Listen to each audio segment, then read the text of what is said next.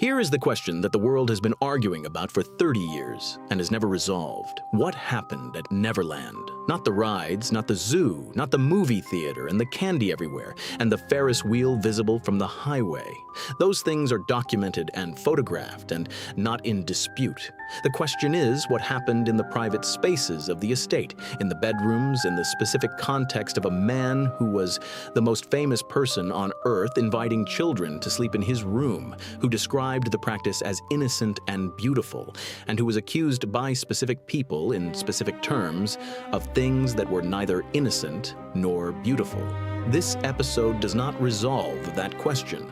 The evidence does not permit resolution.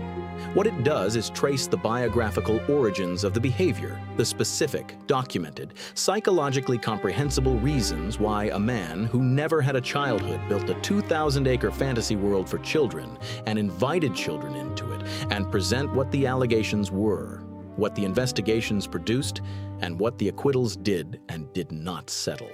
The truth about what happened at Neverland may never be fully known. What is knowable is how it began, what it looked like from the outside, and what it cost, in legal terms, in commercial terms, and in the specific human terms of the children who were there and whose accounts of their experiences have never been reconciled with each other.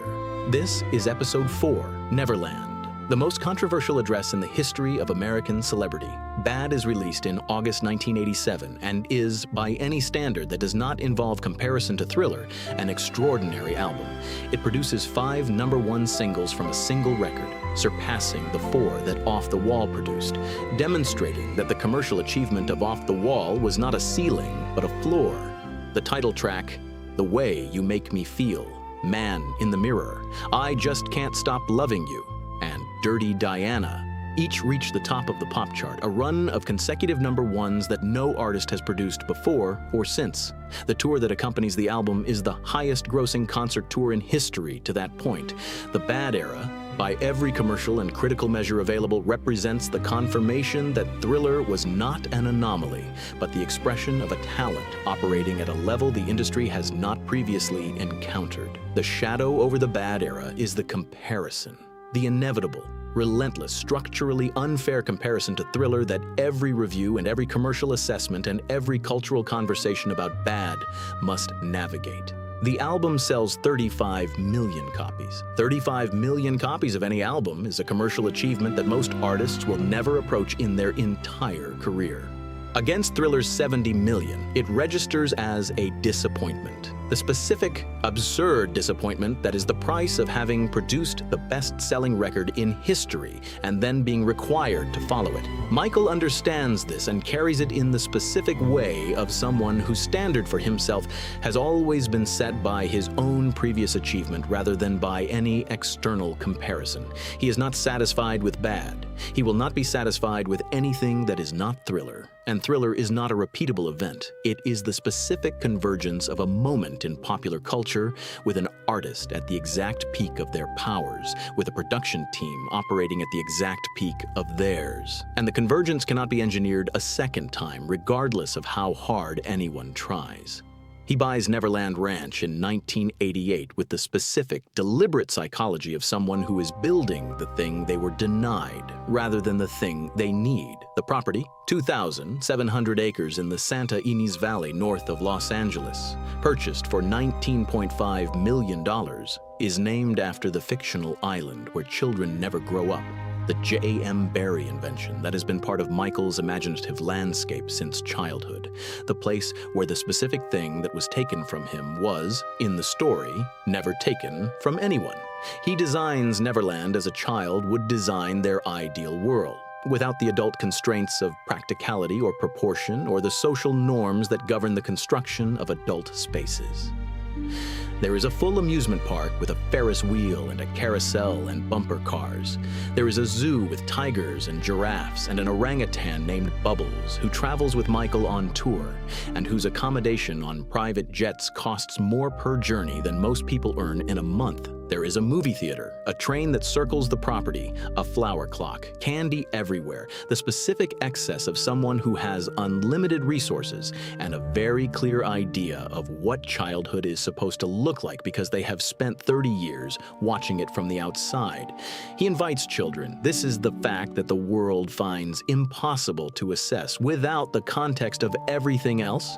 And the context of everything else is the specific, documented, psychologically coherent biographical reality of a man who was a child performer, who was never allowed to be a child, who has no peer relationships with adults that predate his fame and therefore no reliable model for adult friendship, and who finds in the company of children the specific, unmediated connection that his adult relationships, always distorted by the power differential that his fame creates, cannot provide. The friendships with children that Michael develops through the late 1980s and early 1990s follow a consistent pattern that the world observes with increasing unease, and that Michael himself describes consistently and apparently sincerely as innocent expressions of the love he feels for children and the affinity he has for their company. The relationships are intense and exclusive in the way of Michael's relationships generally. The complete, total, organizing attention that he gives to things he cares about applied to specific children who become, for periods of months or years, the central relationships of his adult life. Emmanuel Lewis, the child actor who played Webster, is a constant companion in the early 1980s. Macaulay Culkin, the Home Alone star, spends extended periods at Neverland through the early 1990s and has maintained in every subsequent statement he has ever made that his relationship with Michael was entirely innocent and that the allegations against him are false. The practice of sharing his bedroom with children is the specific practice that the world finds most difficult to contextualize, and that Michael's explanations, that it is the most loving and beautiful thing you can do, that he shares his room out of love rather than any inappropriate motivation, do not adequately address for the people who find the practice alarming. The bedroom at Neverland is elaborate, a two-story space with its own alarm system. The alarm on the staircase designed to produce a warning signal before anyone can reach the upper level where Michael sleeps. This detail, the alarm that warns of approaching adults, is the specific detail that the prosecution will later use to suggest that the arrangement was not as innocent as Michael's explanations claimed. Jordan Chandler is 13 years old when he meets Michael Jackson in 1992. His father, Evan Chandler, is a dentist with aspirations in entertainment, a man whose subsequent behavior the subsequent legal proceedings will illuminate in ways that complicate the simple narrative of either side. Jordan spends extended time at Neverland. He and Michael become close in the specific, intense way of Michael's closest relationships, the total attention, the gifts, the communication, the arrangement that puts the child in a position of access and intimacy that most 13-year-olds do not have with adult strangers. In 1993, Evan Chandler begins making allegations. The specific sequence of events that produces the allegations is itself disputed. The timeline of when Evan Chandler made what demands, the conversation recorded without Michael's knowledge in which Evan Chandler makes statements about his intentions that the subsequent legal proceedings will assess in varying ways. The specific question of whether the allegations originate from genuine parental concern or from a failed financial negotiation that precedes them. These questions are not resolved by anything the evidence subsequently produces. They are established as genuinely uncertain. Jordan Chandler tells investigators under conditions that themselves become legally disputed that Michael Jackson touched him inappropriately. The description he provides is specific. The criminal investigation that follows is massive. The Santa Barbara Sheriff's Department and the Los Angeles Police Department conducting simultaneous investigations. Michael Jackson subjected to a strip search that requires him to be photographed in detail so that the description Jordan has provided can be assessed against the reality of Michael's body. The strip search is one of the most humiliating documented events in the history of American celebrity.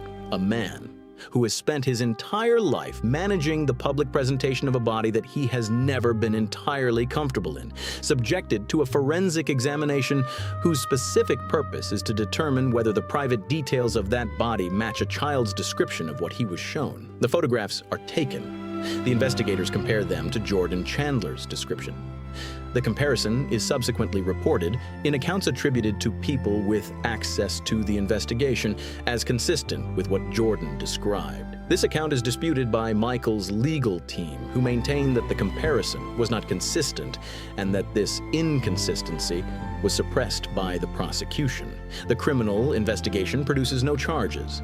The prosecutors determine that the evidence is insufficient to support a criminal prosecution, a determination that reflects either the genuine insufficiency of the evidence or the specific difficulties of prosecuting a case in which the primary witness's father has made statements that complicate the witness's credibility, depending on whose assessment of the investigation you accept. Michael settles the civil case brought by the Chandlers for a reported $23 million. He maintains throughout, and continues to maintain for the rest of his life, that the settlement is not an admission of guilt, but a business decision. The calculation that the cost of the civil litigation, in money and in time, and in the continued public exposure of every detail of the investigation, exceeds the cost of the settlement, and that settling is the rational response to an irrational situation. Both of these things can be simultaneously true. A settlement is not an admission of guilt, legally or morally. People settle civil cases for entirely pragmatic reasons that have nothing to do with the underlying truth of the claims.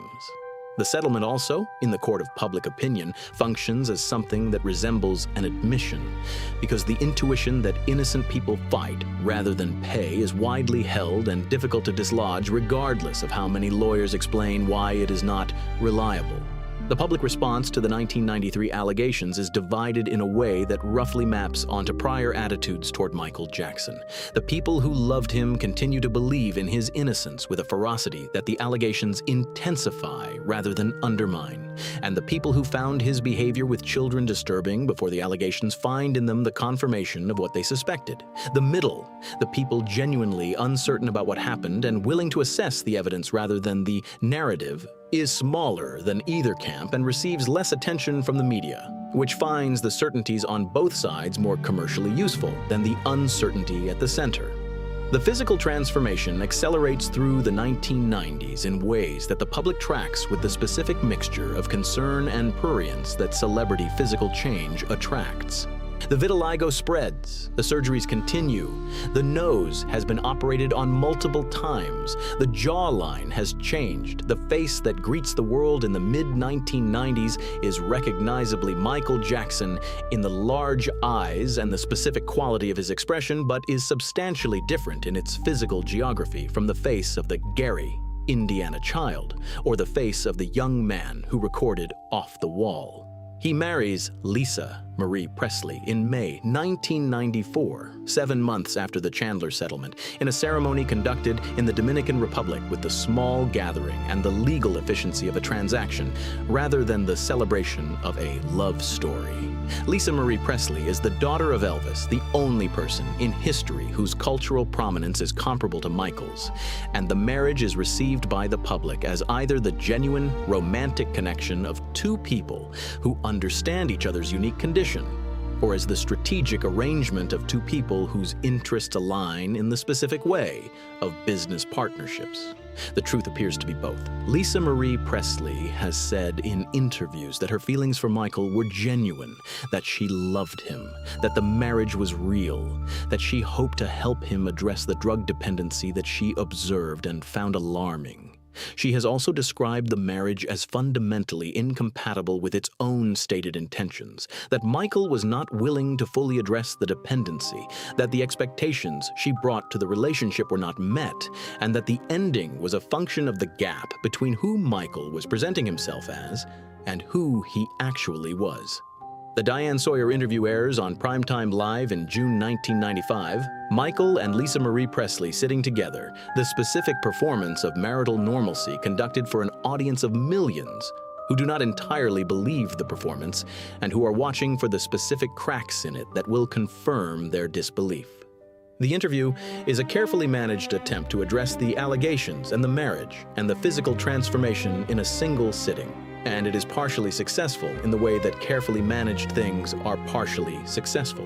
It provides images and statements that the narrative requires without fully satisfying the questions the narrative has raised. When Michael says that he would never harm a child, his expression carries the specific quality of someone telling the truth. When the cameras cut to Lisa Marie beside him, her expression carries the specific quality of someone performing a role she has agreed to play. They divorce in August 1996. The marriage lasts 14 months. The History album, released in 1995, is Michael's most direct public response to the allegations, a double album whose first disc is a greatest hits collection and whose second is new material that includes Scream, the duet with Janet that is the angriest piece of music Michael Jackson has ever recorded, the fury at the media and the allegations, and the specific experience of being publicly accused made audible in the most visceral musical form he has ever produced. It is also his most commercially inconsistent album. The new material, reaching large audiences while failing to produce the kind of unified commercial impact that Thriller and Bad achieved. The world has changed around him. The music industry has changed. The specific cultural dominance that Thriller represented is not repeatable, not because the talent has diminished, but because the cultural moment that produced it has passed, and because Michael Jackson's public image is now inseparable from the allegations, which every listener brings to every new song, whether they intend to or not. He marries Debbie Rowe in 1996, his dermatology nurse, the mother of his first two children, a woman whose relationship to the marriage and to Michael's life is one of the most explicitly transactional in the history of celebrity unions. She bears Michael's son, Prince Michael, in 1997, and his daughter, Paris, in 1998. She will later say in interviews that she considers herself a surrogate rather than a wife in any conventional sense, that she entered the arrangement because she wanted to give Michael the children she understood he desperately wanted, and that the marriage's specific emotional content was not what the legal form of marriage conventionally implies. Michael raises Prince and Paris at Neverland with the specific, total attention of someone for whom parenthood is the most important thing he has ever done. The children veiled in public, their identities protected with the specific intensity of someone who understands what public exposure does to children, because public exposure was done to him. He is, by every account from people who observe his relationship with his children, a devoted and attentive father whose love for his children is genuine and whose parenting choices, while strange to outside observation, are organized entirely around the desire to give them the childhood he did not have. The childhood he is giving them is Neverland, the childhood he did not have. The irony is real. The love is also real. Both things are true simultaneously in the way that the truth about Michael Jackson is always two things simultaneously. Episode 5, Invincible, the second allegation, the criminal trial, the acquittal, and the questions that the verdict does not answer. This is Legends of America.